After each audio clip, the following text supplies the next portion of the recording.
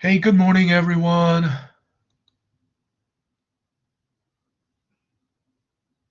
Good morning. Can you Good guys hear? morning, Professor. Hey, good morning, Jason. At least one person graded back. Happy Good Thanksgiving. morning, Professor. All the same to you. Happy Thanksgiving. Good morning, Jordan. Happy Thanksgiving to you too.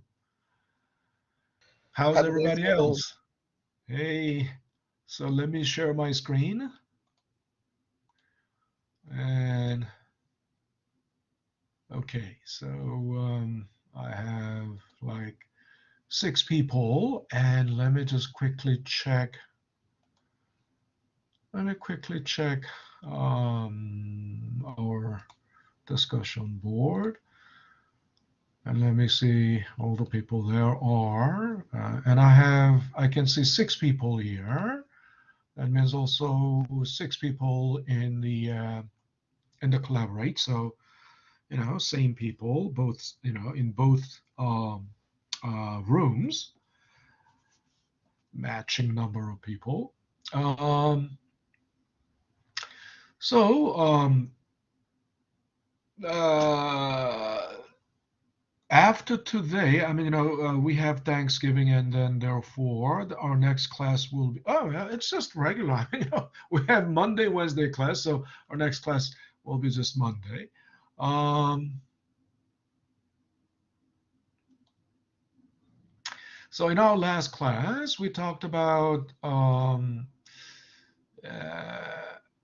the how to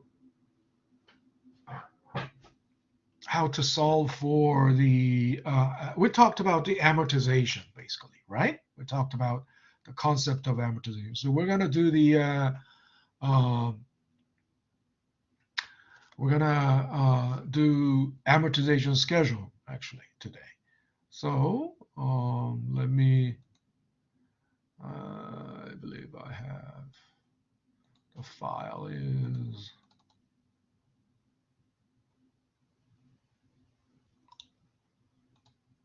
in the documents,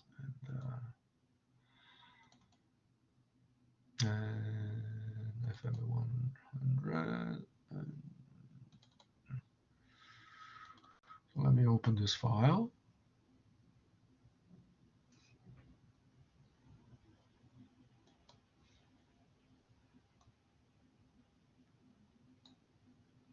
Oops. Okay, it's there. Um, we also have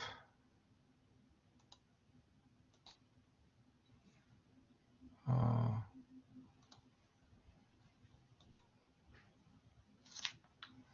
yeah, we talked about why it is called amortization and what pattern, right? It shows. I mean, because it's um, the principal is declining, the principal is going down at a decreasing, at an increasing rate. Principal balance is going down at an increasing rate, right? Um, and I also, it's decaying pattern, right? It's a decaying pattern. Um,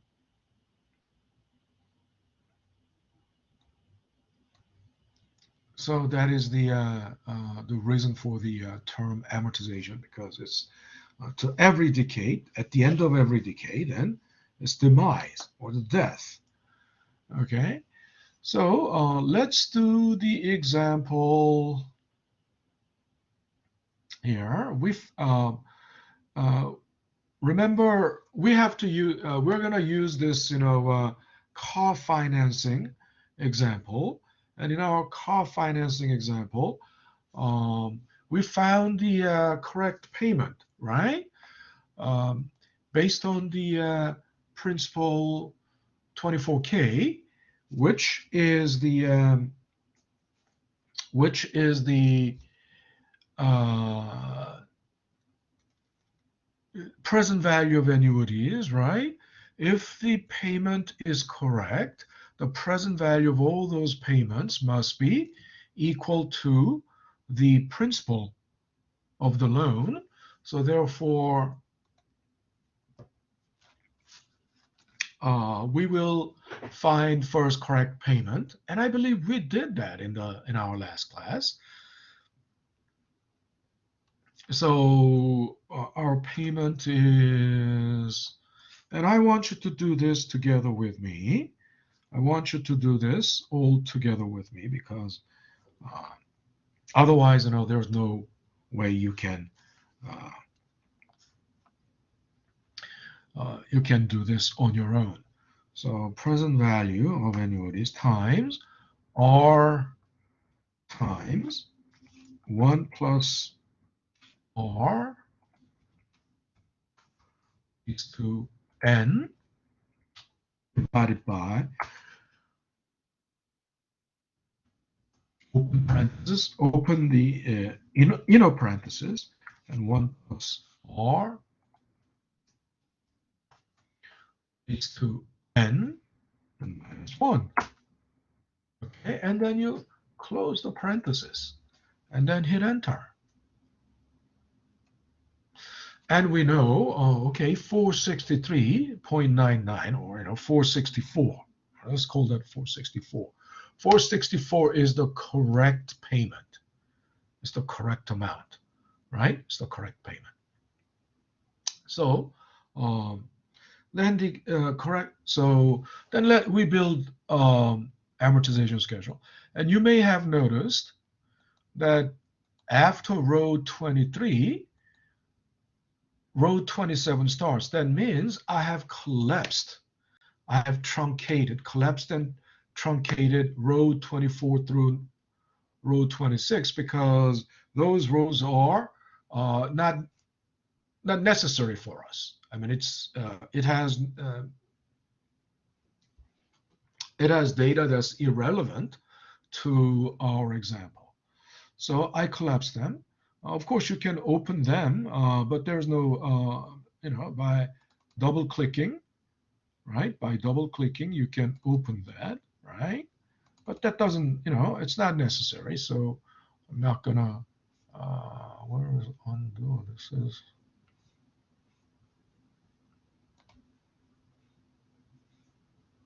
okay, undo. Okay.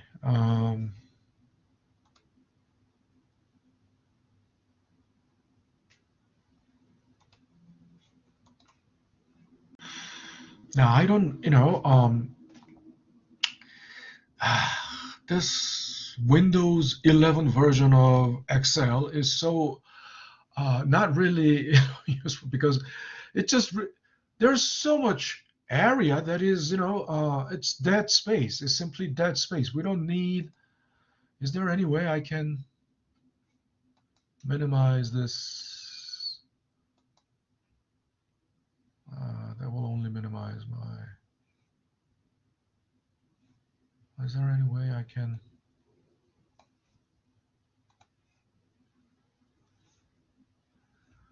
Because the more space it is taking, then the actual area, viewable area, is getting mitigated. What is this?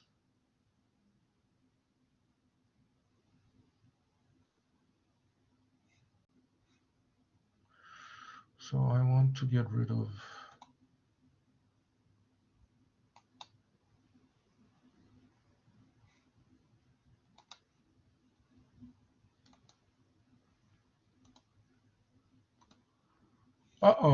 If it is possible, but never mind. Well, I'll take care of that later, because this view is there.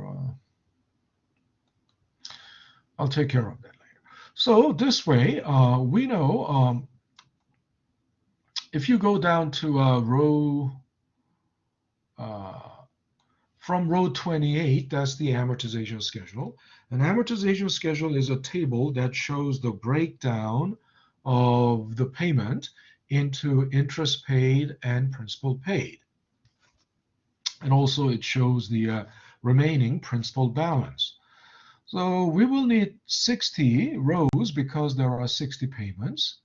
So I have already input all those, payment numbers, but these payment numbers, we can you might wonder, you might think, I must have manually entered all of those. No, no, I don't want to do any tedious job. And it defeats the purpose of Excel, because the reason we are using Excel is that the reason we are using Excel is uh, to minimize, right? To minimize this tedious process, right? So it, I can generate, Excel. I can use Excel's, random number generation function, but without using Excel's function, uh, you can generate a series of numbers, a series of numbers. How do you generate it? Well, first you plant a few seed of numbers like this, 1, 2, 3. And then Excel is actually smarter than you think. So Excel can even guess your intention. It's not only executing the order from you, the command from you, it can guess. So by planting these three seeds, you're telling Excel that you want to generate a series of numbers that are integers with the interval of 1 between each integers, right? So 1, 2, 3, that already conveys your intention to Excel. So Excel understands. So if you highlight those three cells and drag it down, as you drag it down, and you see there's a small box of number appearing to the right of the column, and that means that's counting the number of rows. So as you drag it down until the number in the box turns to 60, right? Then automatically, those numbers are number series will be automatically populated there. Okay, and another thing. Next, I wanna input the payment. Okay, and we know that the payment is 464 every month. There will be the same 464 repeating for 60 months. So I'm going to copy and paste it down, right? So I'm going to paste it down. So what do I need to do? I know I will just drag it down, but then I need to lock this to A23 before I do that. Because if I don't, then as I drag it down, then it's going to point to, then in the next cell is going to be A24, A25, A26. So it's going to mess up everything. So that's why we need to lock. And how do I lock? I've been telling you over and over, hit F4, right? Hit F4, then it will lock.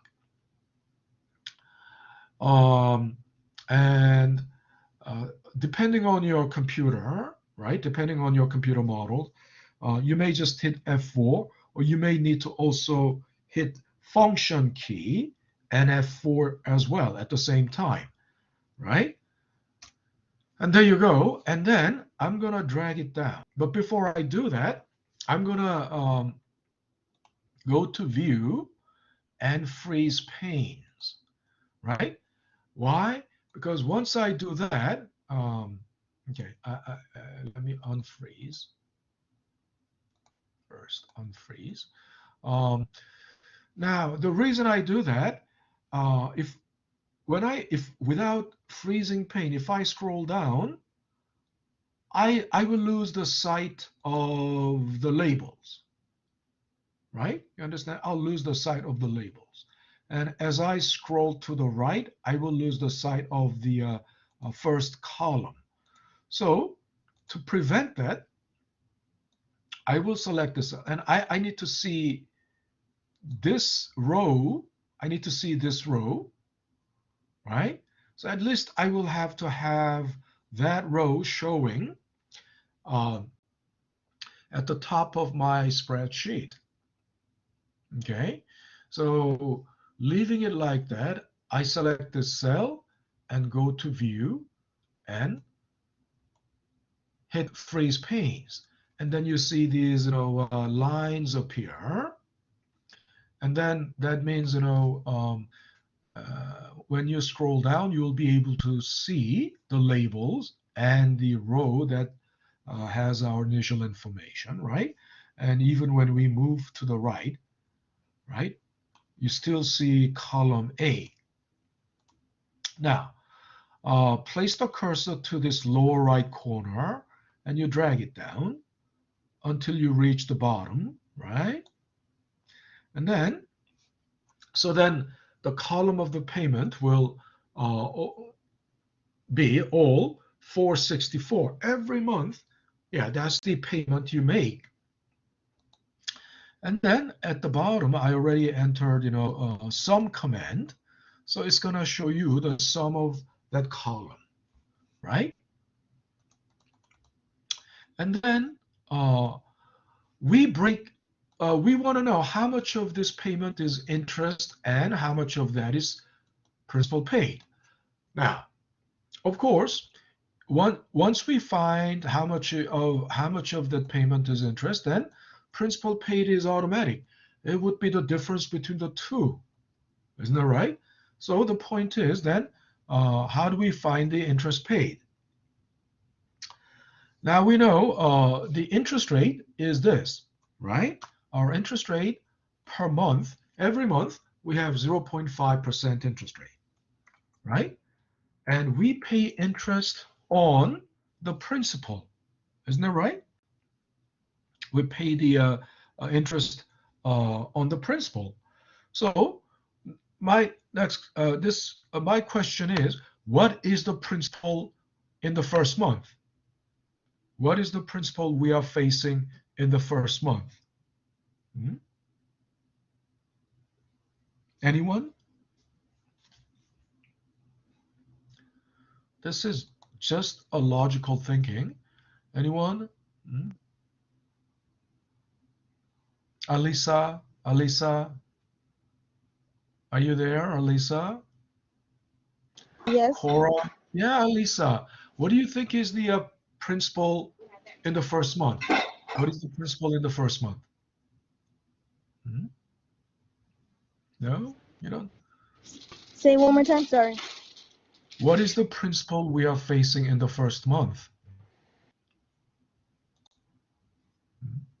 It's right in your face. Say it's $463.99. No, that's not the principal. That's the payment. That's the payment. Oh, is the 2400? Yes, the 2400. Yes, you're right. So, Alisa, you'll get 0.25. Yes, in the first month. Look, this is our loan principal, right? Loan.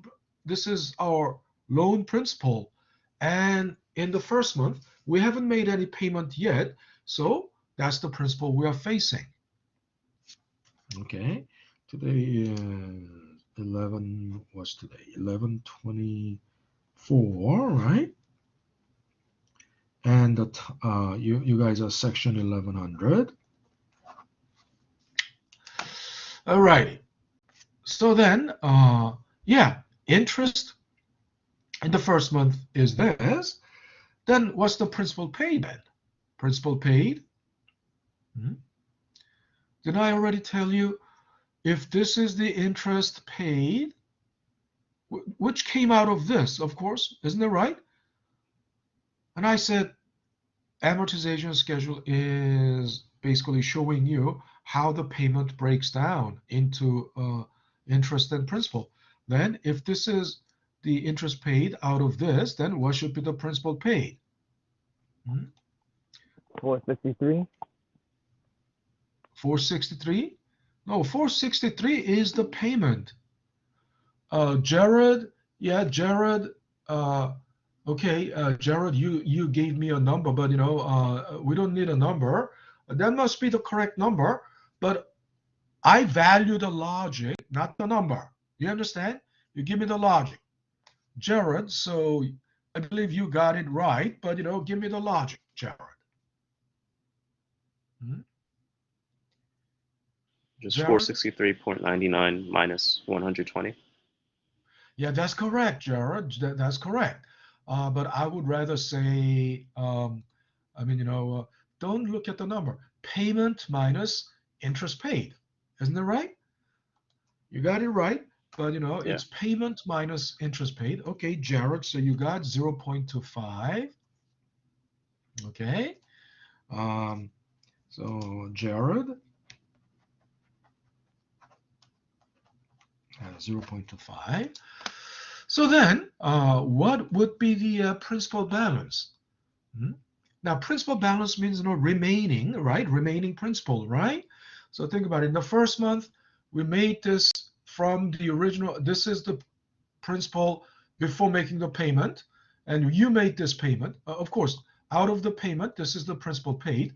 Then what should be the principal balance?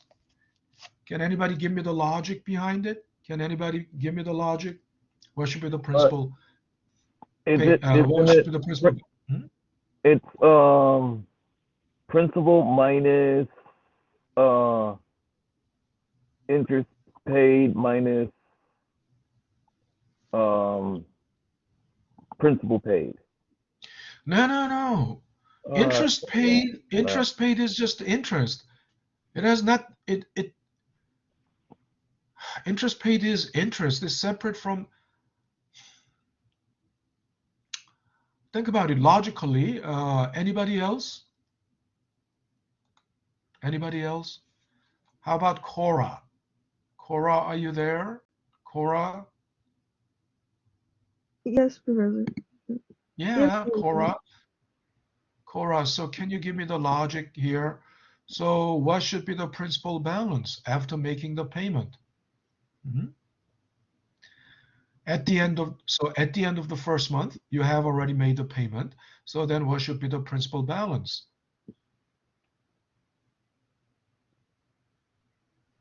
And by definition, principal balance is the remaining principal, right? Anyone? Cora? Principal minus payment. Principal minus payment? No. Anyone?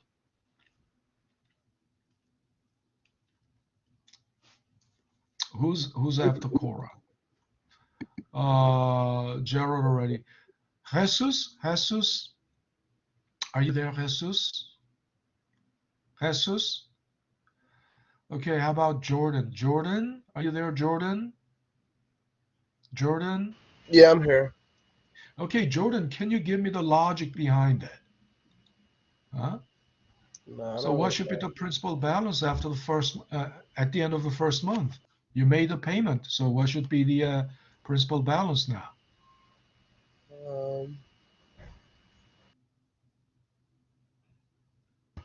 120. Don't give me the number. Give me the logic. I guess that would be the correct answer, but no, it's not correct answer. It cannot be. The balance. Principal balance. Principal balance by definition means remaining principal. Isn't that right? Oh, so isn't it the payment out of the 24,000? No, it's not the payment out of the 2,000 or 24,000. It's just a logical thinking. Okay, who's the next person? Is Justin there? Justin? Yeah. Yeah, Justin, can you give me the logic? Well, what should be the principal balance? Think about it. We are making this payment every month. The amount, dude. The amount, dude. The amount due? No. Principal. I said principal balance is the remaining principal. That's by definition when you say some balance, that means what's remaining. So what's the remaining principal? You're not even getting is Michelle there, Michelle? Michelle? Yes, Professor, I'm here. Yeah, Michelle, can you give me the definition here? Can you give me the logic here? What should be the principal balance? Hmm? What should be the principal balance? Is it PMT minus principal paid? No, think about it. PMT minus principal paid, payment minus principal paid is only, then it will be interest paid.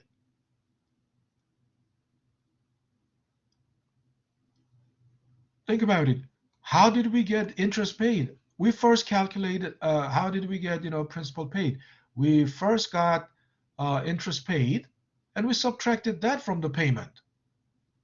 So then if you subtract principal paid from payment, then it will get us back to the interest paid. Isn't that right? If 3 minus 2 equals 1, what you're saying is that, 3 minus 1, and that will only get us back to 2. Right? So now, Nolvia, are you there, Nolvia? Nolvia, the last person. Nolvia, are you there? Okay, it seems like, all righty, now, I guess I'm just tired of waiting for someone to, look, think about it. Before making the first payment, our principal was this. Isn't that right? Yes. Yes, and from this, we made this. This is principal paid. The name is principal paid, right? Yes. Not the entire payment is coming out of this. Not the entire payment is coming off this. Only this is coming off this because this is interest. So what you're trying to And say, from the principal minus principal paid. yes, that's what is meant by principal balance. That's what I was thinking of that right when you made that. Okay, got it. Yeah, but you should you should say I gave you like you answered a couple of times and you just beat around the bush only. You just beat around the bush. Yeah, that's right. I was supposed to get right straight to the point. Now, so don't beat around the bush. I mean, if you know it, if you if you think you are that's logically what it is. Okay. So principal balance will be like this. Okay, so then what about the second month? So let's first, let's just copy it down, paste it down, but then we need to make an adjustment because this is not correct. Why? First of all, in the second month, I locked the interest rate, so interest rate is still 0.5%, but it's pointing to G24. It's only pointing to G24 because G24 is right below G23. But then in G24, there's no data, nothing there. But then think about it. What is the principal then after making the first payment? Well, the principal after making the first payment, then this is the new principal. It's the remaining principal is this. It's the principal balance is the new principal in the second month. So you just make this adjustment. Then this is okay because that's by definition is the difference between the two. And then this, something's not right. So why is it wrong? It's because still pointing to the wrong cell that doesn't contain any relevant information. And for here, look, if this is the principal paid, you will reduce the principal by this much. And the principal we are talking about is this now. Isn't it right? At the end of the first month, the principal balance is the principal. So you do that, you make that adjustment. Now, there you go. We got it right. And then from here on, you're home free because it's going to be just a walk through the park. It's going to be a walk through a park. So all you need to do is just highlight those 3 cells and drag it down. Drag it down all the way down. Okay. To row 60. To the 6. Something. I'm sorry. I think.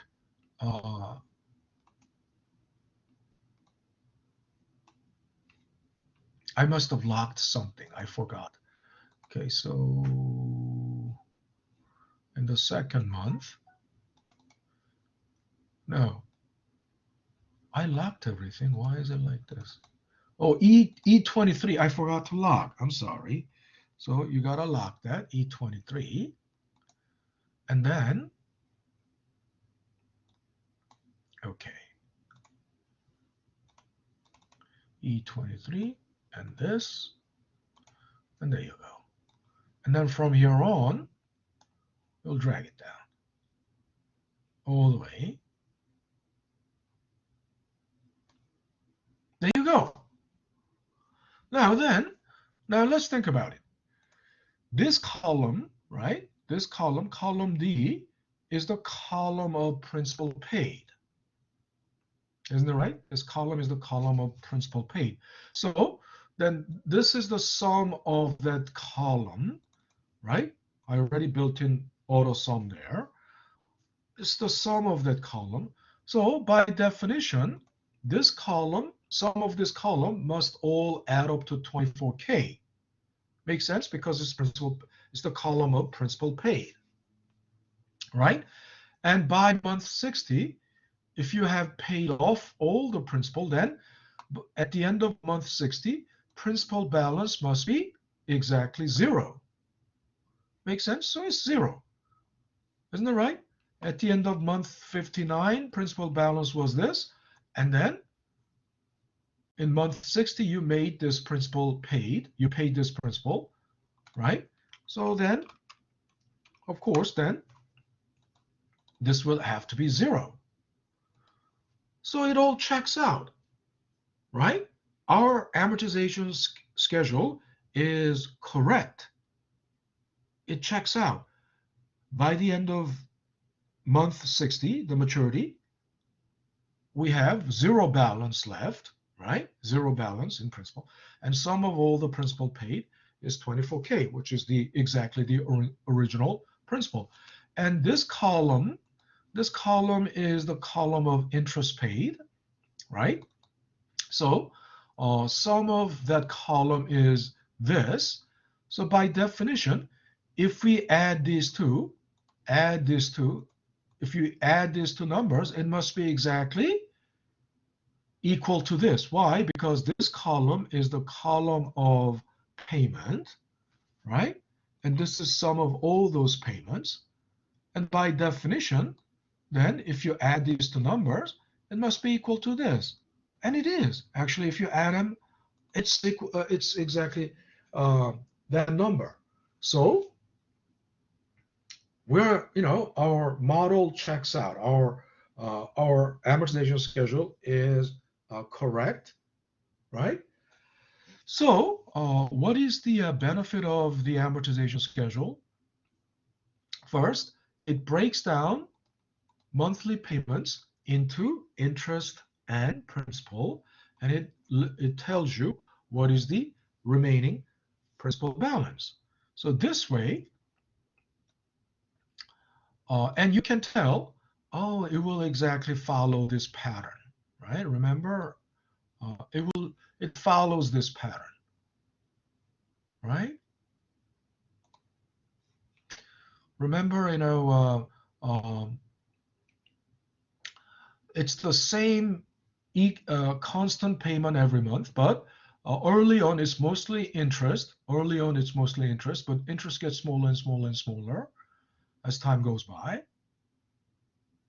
And principal gets bigger and bigger and bigger because your principal balance is declining. It is in decaying pattern, right?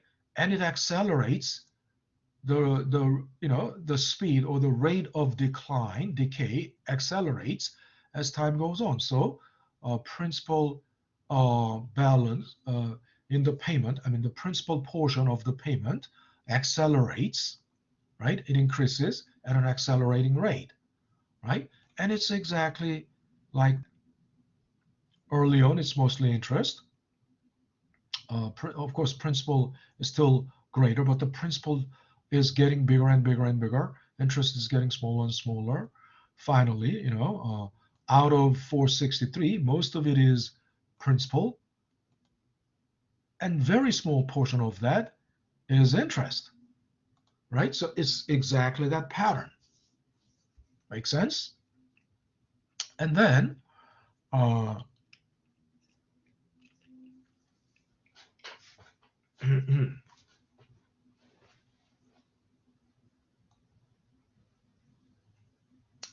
and as I said, okay, it breaks it down into interest and principal paid.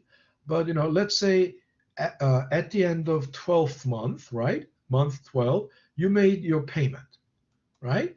And then it tells you how much is the principal balance, remaining principal. Then let's say you came by a large sum of money. You came by a large sum of money, and you got tired of making monthly payments, so you want to pay it off completely, right? It's also called buyout because you are buying out the car, right, from the bank, right? You understand? Until you pay it off, the bank has the title to the car. So when you pay off, then the bank will release the title to you, and then so you buy out, right? You buy out the car, and therefore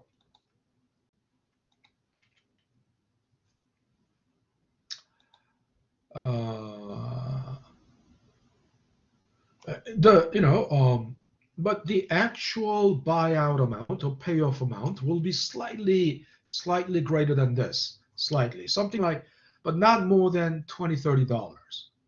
Not more than $20-30. Why? That's like a fee, right? Administrative fee, and generally called transaction cost, right? So it will be slightly more than this, but you have a pretty good idea what is the principal balance you owe. Then you pay it off. No more interest payment, right? Then there's no more interest payment, right? And also, now it may have taken, for you to build this schedule from the scratch, it may take a lot of time. But once you get the hang of it, it won't take that much time. Basically, first you will have to do this first, right? You'll have to find the monthly payment first, and you have to build this template first, and then filling out this area, these range of cells. It doesn't take even a split second, right? All you need to do is the first two rows, and then just drag it down. It won't take a few seconds. It won't take more than 30 seconds. If you get used to it, right? Now you can do something on a larger scale, like 30-year mortgage. You can build amortization schedule for 30-year mortgage, right? Amortization schedule for 30-year mortgage, and it won't even take 2 minutes,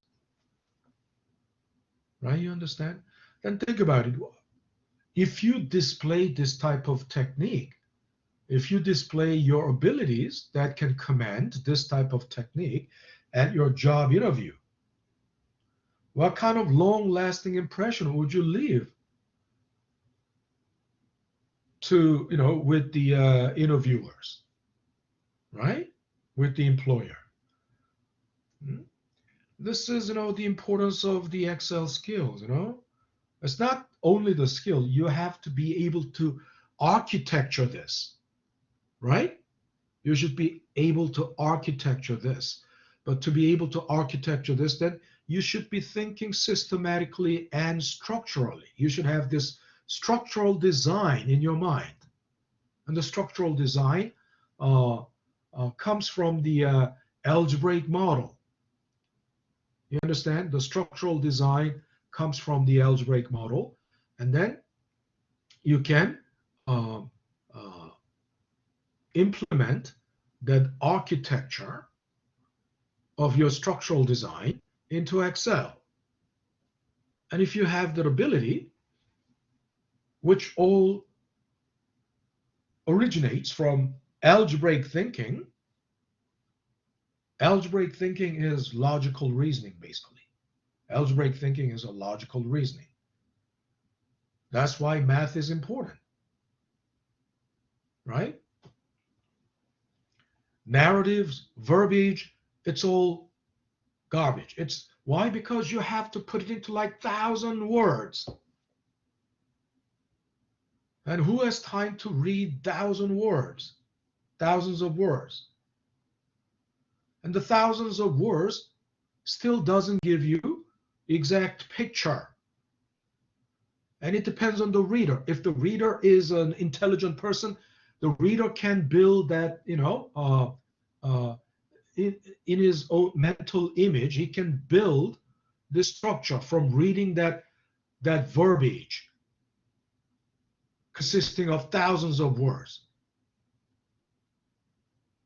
But unintelligent readers cannot visualize that structure from reading thousands of words. First of all, nobody has time to read verbiage consisting of thousands of words. Okay, and if you are a very smart person, so you read it in few minutes and then still fully comprehend and build this architecture in your mind, the mental image of the architecture. If you can correctly implement it, well, you are a very intelligent person, right? But if not, it's going to be a very difficult thing. But even for an intelligent person, reading a verbiage of thousands of words, it's very inefficient. It's waste of time. It's inefficient use of time. So rather than that, all those narratives, if all those narratives can be just condensed into an equation, an algebraic model, right? Then it carries out all, it conveys the narrative in a single equation. This is what I'm doing. This is what I'm saying. This conveys all the narrative. Okay, the original loan is 24,000. This is the monthly payment. I got it by this formula, and then and the amortization schedule will look like this. And this is based on first month, every month payment is like this, which comes from this, and it breaks down into interest paid and principal paid. This comes from this interest rate times the principal, and then principal paid is the difference between the payment and interest paid. Okay, and then the principal balance should be it will go down. The principal will go down from the original principal at time 0. It will go down by as much as this to this at time 1. And after that, it's going to be like this. By the end of the 60th month 60, we'll have 0 balance, principal balance, and sum of all the principal paid will sum to this. Interest paid will sum to this. These two, sum of these two, if you add these two numbers, it should be equal to this, and it is equal to this, and because it is the sum of all. So in other words, without using any words, think about it. If I were to explain this in words, don't you think it would take 1,000 words?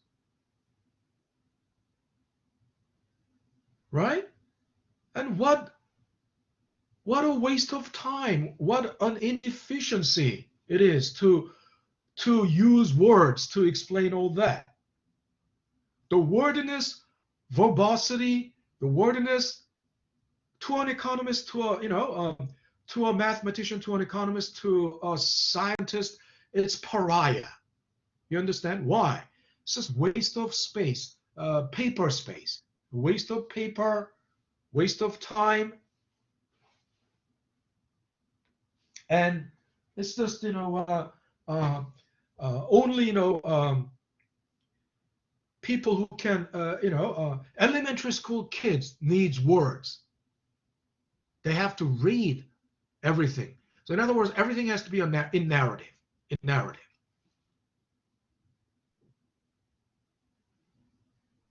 There is only one type of document that needs to be verbalized, like legal documents. Then it in words it will have, but it's all structured. There are things that cannot be put into math, but other than that, storybooks, novels. That's all BS. That's all BS. Why?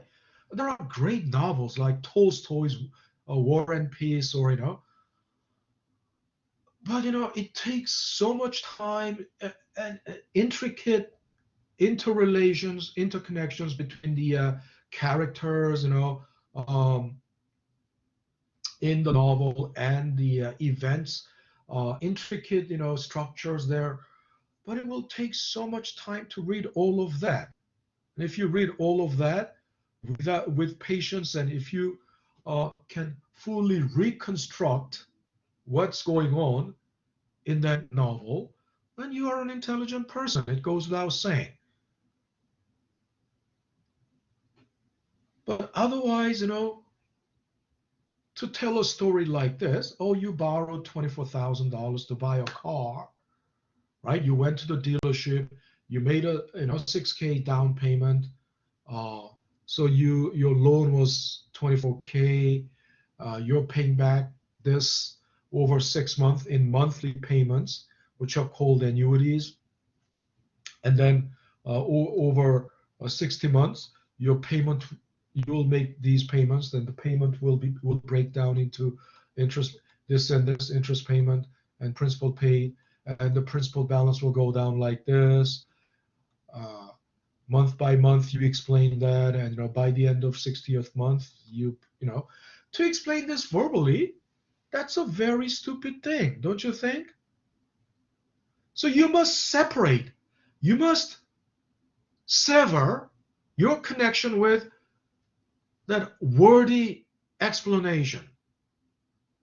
Right? You should develop your abilities and competencies to put it into math, to algebraic model, and explain in algebraic model.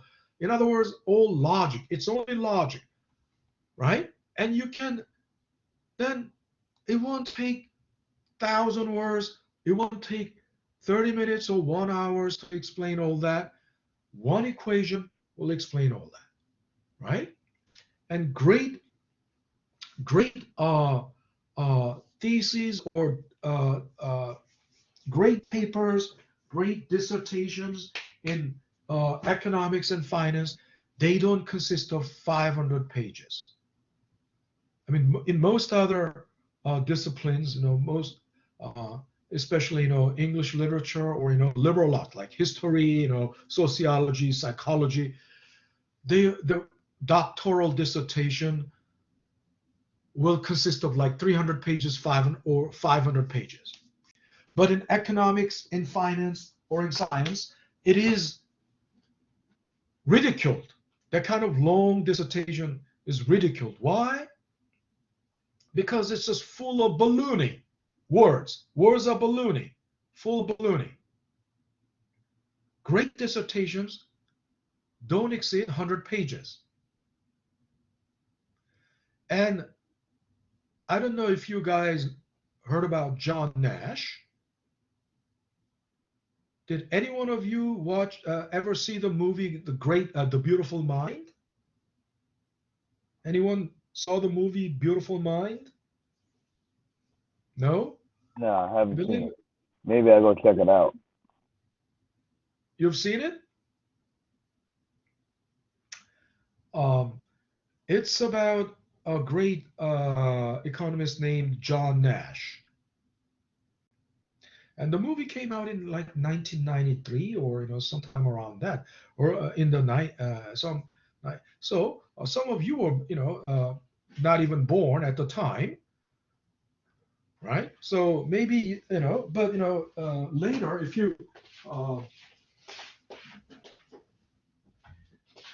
saw the movie on TV, maybe, but the movie was about John Nash, who was a Princeton economist. They got his PhD in from Princeton. Sorry about that. I just got booted. I was trying to answer, and You what? What?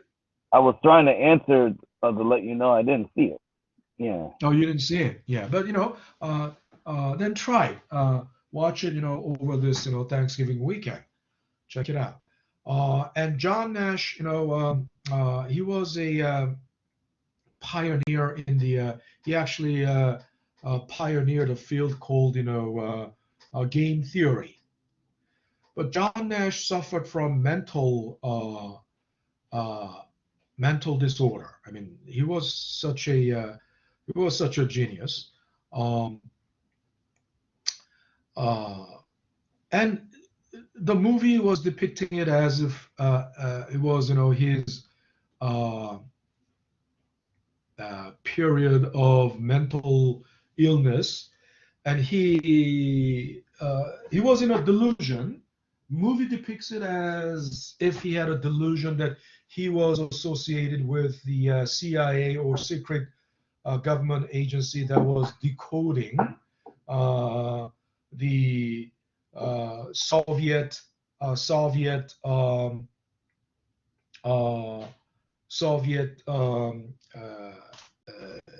codes, right?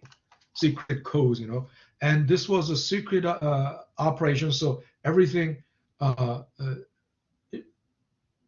nobody, the government will deny any association with him. So basically, John Nash, while he was, he got his PhD from Princeton, but he taught at MIT, at Harvard, or Yale, and then later he came back to Princeton. But he was such a genius, and his doctoral dissertation was only 20 pages. Can you imagine a doctoral dissertation consisting of only 20 pages? But that's what is admired in economics, finance, and in sciences. That's what is admired. Why? Because no verbiage, everything, minimal verbiage, and everything is math. Only mathematical equations, to prove the point. Right? In other words, everything must be lean and mean. No frills, no fat. Right? And the words are fat, basically. Verbiages are fat, basically. So, but anyway, John Nash got, he was declared, with mental illness, and he was, he got booted out from the faculty. Was it from schizophrenia? Was it? Yeah, something like schizophrenia. Yeah. And then, but so he lost his job. He had no means of, he had no means to support his family. I mean, he was almost like a like not a homeless, but like a, what should I call it? But he was allowed at Princeton campus because he's an alumni. He was a PhD. He got his PhD. So he spent most of his later life in the library, Princeton University's library. But during this time, he was, doing this research. Because he spent all his time, perfecting his research about, game theory, and he was also mentoring Princeton students because they knew he was former faculty, and he's just he's a genius, but just with a mental problem. But he mentored the students, and then finally in in early 1990s or late 1980s, Princeton gave recognition to him, due recognition for his contribution to, although he wasn't no longer the faculty there, he was accepted as a fellow, Princeton fellow, which is a very, honor, which is an honor, which is a very great honor for any academic. And during those years, although he was suffering from mental illness, he published a lot of papers about game theory, and then for his contribution to economics, he won Nobel Prize in 1991 or 1991. So hence the movie The Beautiful Mind, right? The movie came out in 93, 94, 90, not sure. So please, check it out. And the reason I'm talking about this is the great dissertation in math, in science, in economics, or in physics, or in finance is devoid of any verbiage, okay? All the narratives are condensed. All the narratives are condensed into an equation. And the story that, how you arrive at that equation, why that equation, why we delve into this problem, and how we arrive at that final equation, that is all told through the steps of derivation. Initial conditions, that's why we are starting on this, why we are embarking on this. And then steps of derivation of that equation, that's the story. How it is developed, how it goes, and arriving at the final result, final equation, that's the conclusion. And it is all explained in 20 pages. So there is only minimal verbiage. Okay? If you have to explain everything in words, that's elementary school. Because elementary school kids don't have concept of algebraic model, structural concept, no. But no structural concept. But if you're an adult, intelligent adult, that there should be minimal verbiage, and everything you should be able to put it into an algebraic structure, algebraic model, which can portray an architectural structure, right? That explains everything by one single equation. Okay? That's why. So it's so different. You have to understand it's so different. So far you have lived in the world of verbiage. And you think, getting a higher education, doing, master's degree and PhD, doctoral degrees is all about, writing, words. English literature, it may be. In literature, it will be. It will have to be in words. But if it is anything that has to do with math, anything that has to do with science, right? Economics, finance, physics, it's all math. Nothing but math. All the stories are told in math. And that's what an intelligent adult would do. Okay? All right. So, it is already 12:03. So we've spent a lot of time. And so this brings us to the conclusion, wrap up of our time value of money. There is rule of 72, which is nothing. If you watch the original main lecture videos, then you would know. There is no mystery. There is no mystery in Rule of 72. They just, but we have bigger fish to fry because we are so behind. The collaborate session is so behind the original lecture. So we'll wrap up the time value of money here. We'll take a 10-minute break. When we come back, we'll go into the bond valuation. Okay, we'll go into the bond valuation. All righty, so any questions so far? Any questions so far? Okay, if you don't, I will, okay, let's take a 10-minute break.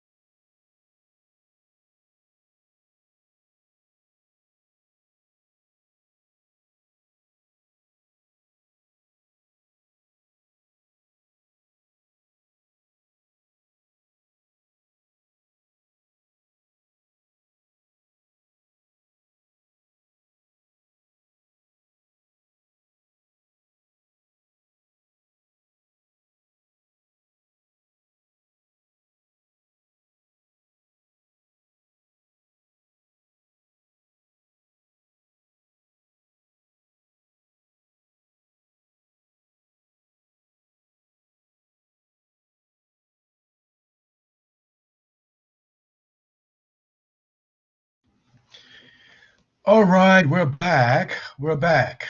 It's what's the time? Oh yeah, it's almost been 15 minutes. Uh, so now we're moving on. We're moving on to bond valuation, right? And that's the fourth topic in the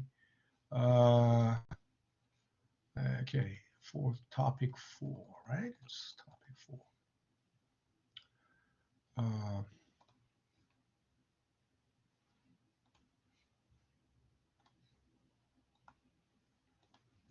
And of course, there are these two files that you must download, right? Um, so first, we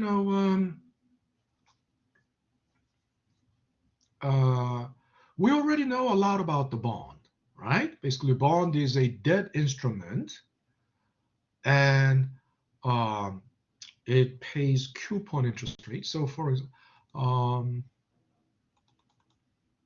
this is the first page, but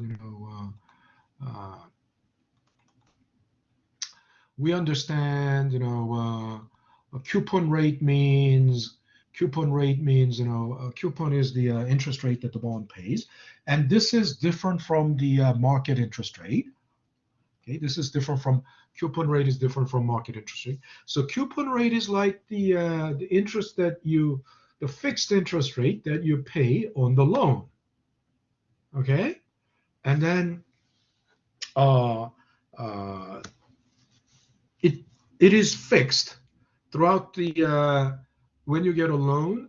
It is the interest rate is fixed throughout the term of the loan, and then regardless of whether the going rate in the market uh, goes up or down, your rate on the interest rate you pay on the loan is fixed. Just like that, bond is a debt basically. Bond is borrowing. Companies borrow, right? And it's not only companies. We know the government, federal government, state government, municipal governments, they can all borrow. Companies can borrow, right? Um, through bonds, right? Through bonds. And the coupon is paid twice a year. Coupon is, if the coupon rate is, 10%, that means they will pay 10% of the face value of the bond, which is 1,000. So you'll get $100, 10% of that, $100 annually. But then I said it is paid twice a year. So it's semi-annual, right? Semi-annual. So every 6 months, then you will get $50. So in other words, M is 2, and the coupon payment, so M is 2, so periodic rate will be 5%, and therefore each period you get $50. Does that make sense? Now, I said, okay, good. I said face value. The face value is also called par value, or the maturity value, or the redemption value. They all mean the same thing. They all mean the same thing. Okay? Because face value of all the bonds are $1,000, except municipal bond. Municipal bond has a different face value. And this is what you get at maturity. So the price you pay when you buy it, the market price or the selling price, is different from the face value, because face value is what you get at maturity. So it's called maturity value, also par value, and also the redemption value, because this is what they pay, the company pays to redeem their bonds, to redeem their debt, right? Now, the word redemption was, quite confusing for me early on, because usually they use the term redemption to mean, in the church, in Christianity, they say, Jesus, God redeemed you by paying for your sin with the life of his son, Jesus Christ. And so redemption was, to me, it was mostly, religious terminology. But then, when I studied, economics, then uh, came the word redemption. uh, so because, the company has uh, borrowed money, right? Borrowed money from the market participants, like, you, or, any individual investors or institutional investors. They borrowed money from them. So they have debt. So when they pay back, eventually it's a 10-year bond, let's say 10-year bond. So for 10 years they pay interest. And finally they pay off the principal and they redeem. The principal, actually, is not the principal, is uh, actually, it's the par value, the face value, maturity value of 1,000, not the price they sold the bond for. At time zero, the bond could have been um, discount bond. You remember, bonds can be premium bond or discount bond, depending on whether the selling price is above or below the par value. So the principal would be could be less than 1,000 or more than 1,000, but at the end they pay you 1,000. By paying 1,000, they redeem their debt. Okay, that's why it's called redemption value. Now, interesting thing is, so let's take a look at the bond quote examples, and there are three types of bonds represented here. Three types of bonds represented here. One is Treasury bond, and second one is corporate bond. Third one is municipal bond. So all three, federal government, local government, right, and corporations are represented here. And the first thing you will notice is, corporate bond and municipal bonds. In the first column, you see the coupon rate. And the corporate bond pays 7% coupon rate, municipal bond 4.5, and the maturity is May, corporate bond May 2016.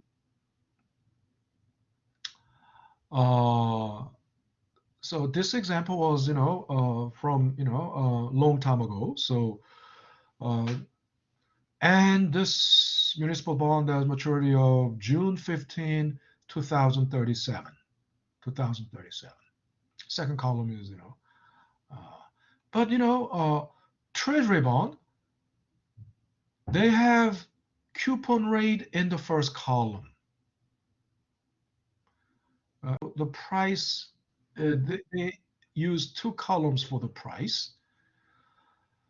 And coupon rate of the Treasury is 2.75. And compared to, of course, compared to the corporate bond, this is, very low coupon rate. But that is, on the other hand, think about it. Nothing is safer than Treasury. In terms of, risk, nothing is safer than Treasury. And if the corporate bond was paying like 7%, and this was back in like 2000 something, I calculated, based on this data, I calculated when this example was taken, and my calculation indicated 2010. These examples were taken in the year 2010, and around that time, if the bond was paying about 7% coupon rate, this bond was probably about BBB bond. Okay, but anyway, the maturity of the, but again, although compared to the corporate bond, Treasury is very safe. Treasury is very, very safe.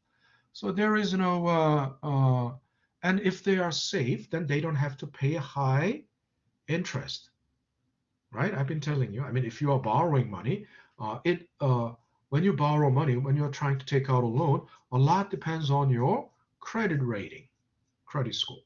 Of course, more than credit score. First, what's your income, whether you have, and what are your assets. Do you have, in other words, wealth? Do you have wealth apart from your income? Now, of course, if your wealth and income are great, even though your credit score is bad, you can get a loan because they will take collateral, right? But if you don't have wealth, but you must have good income, and then you have great credit score, then you don't need to. Your interest rate won't have to be high. But you have bad credit score, mediocre income, no wealth, your interest rate will have to be high. Just the same. Federal government is the borrower, and federal government's credit rating is extremely high because nothing is safer than the federal government. And this is the maturity month, February, year 2013. So obviously, if this was the maturity is 2013, May 2016, and then obviously the example was taken. These examples were taken prior to February 2013. Otherwise, this type of example could not be found, right? And then, yeah, it's understandable. Okay, February 13th is the maturity. Then what is that N next to it? The N next to it means this Treasury was originally issued as Treasury note. You remember the three categories of Treasury securities? Can anybody tell me three different categories of Treasury securities? Anyone? Is there anyone who can? No? You forgot this already? Jared, yeah? Jared? Treasury. Jared, yeah, go ahead. Jared? I said a Treasury note. Okay, Treasury note is only one kind, right? In the ROI and macro, in the first topic, we discussed this. Depending on who issued the bond, right? Classification of the bonds, there are two criteria. One, depending on who issued the bond, right? And then depending on the maturity. And depending on who issued the bond, there is Treasury, there is corporate bond, there is municipal bond. But depending on maturity, most bonds fall into just short-term. Floating rate notes. Huh? Floating rate notes. Treasury inflation. I mean, floating rate notes. No. Oh, all right, got it wrong. Okay. It could floating rate notes. It can be like subcategories, but a big category when it only about Treasury. When it's concerning only the Treasury, there will be three different names for Treasury security, right? Three different names depending on whether it's short term, long term, right? Don't you remember? I got it. Treasury bonds, Mm-hmm. Treasury notes, and Treasury bills. Yeah, you got it Bonds, right. notes, and bills. Bonds and notes and bills, yes. So Jason, you got 0.25. Yes. And I told you, collectively it is called Treasury securities, but depending on its maturity, where is it? Depending on its maturity is called Treasury bill, which has the shortest maturity. Anything under 1 year, maturity under 1 year, it's called the Treasury bill. And the maturity between 1 year and 10 years is called Treasury note. And then maturity above 10 years and up to 30 years is called Treasury bond. Okay, so there are three designations. In corporate bond, it's just simply, short-term, long-term. Any corporate bond with maturity under 1 year is called commercial paper. And I told you, commercial paper is the same thing as promissory note. Okay, it's the same thing as promissory note. But depending on how you use it, if you use it as a payment, right? If you use promissory note as payment instead of payment, that's promissory note. But you just issued it and sold it in the market, it's not used as payment. But if you sold it in the market to raise short-term capital, to raise short-term debt, then it's called commercial paper. Okay? Now, and then bond is the name. So corporate bonds are the ones with only, maturity above 1 year. Okay, so corporate bonds maturity can be 1 to 10 years, 30 years, but generally they don't 1 to 30 years, and there is no distinction between 10 year up to 10 years and 10 years and 30 years. Now, so the N at the end of 13 means this bond was originally issued as Treasury note. Originally issued as Treasury note. Okay, so it could have been a 10-year note, or it could have been a 5-year note. There is usually a 5-year note or 10-year note. Okay, and then if the remaining time to maturity falls under 1 year, then it is called a Treasury bill. Okay, all Treasury securities are, it's not written on the face, it's not written on the face of the bond that this is note, or this is bond, or this is bill. They just don't have designation on the face. But if it has long maturity, like 10 to 30 years, it's called Treasury bond. And then if it has 1 to 10 years, then it's called Treasury. So even a 30-year Treasury bond, if the time has lapsed, 20 years have lapsed, so the time left until maturity is less than 10 years, then it is called Treasury note. Okay, the same thing when time has passed and has less than 1 year left, then it's called a Treasury note. Okay, does that make sense? So that's what it means. Now let's take a look at the price. First, corporate bond and municipal bond. The price, it looks like, what is this price? $91.73. If it is 73 cents, then it should be 73 cents. Why is it 73.5? So it's 73.5 cents. But we don't use anything below cents. So how No, we don't. No.